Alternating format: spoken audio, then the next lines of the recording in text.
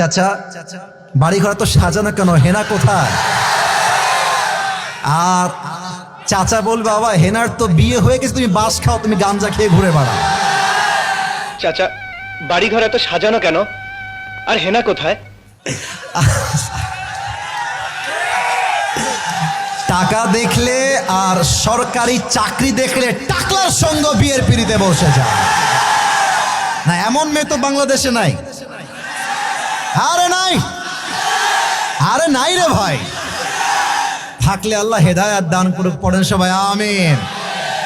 এজন্য আমি বলি পকেট শূন্য থাকা অবস্থায় যে আমাকে হালাল ভাবে বিয়ে করতে চাইবে সেই তো আমার ভালোবাসা পাওয়ার যোগ্যতা রাখে।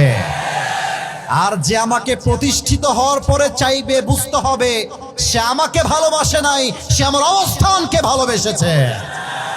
আচ্ছা তোমরা কি জীবনে ভালো কিছু করতে চাও কি চাও না? ভালো মেয়ে বিয়ে করতে চাও কি চাও না? আব্বা আম্মার মুখকে তোমরা উজ্জ্বল করতে চাও কি চাও না?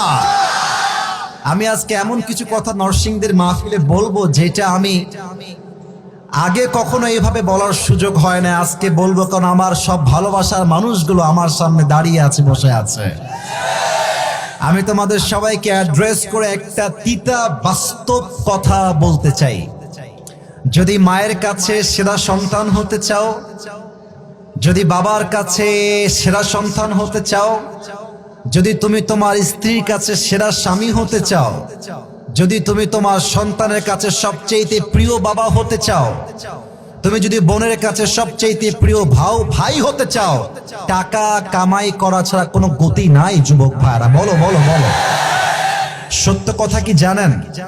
পুরুষ মানুষ যতদিন টাকা কামাই করতে পারে সবার কাছে প্রিয় থাকে, আর যেই দিনে টাকা কামাই বন্ধ হয়ে যায় আপন মানুষগুলো সব পর হয়ে যায়।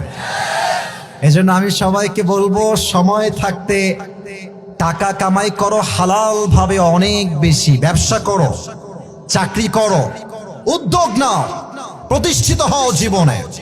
যদি তুমি তোমার জীবনে হালাল ভাবে অনেক টাকা কামাই করতে না পারো যুবক ভাইরা, একদিন সময় আসবে তোমার জীবনে হয়তো তুমি এসে বলবা চাচা বাড়ি ঘর তো সাজানো কেন, হেনা কোথায়? আর চাচা বলবে বাবা হেনার তো বিয়ে হয়ে গেছে, তুমি বাস খাও, তুমি গাঞ্জা খেয়ে ঘুরে বেড়াও।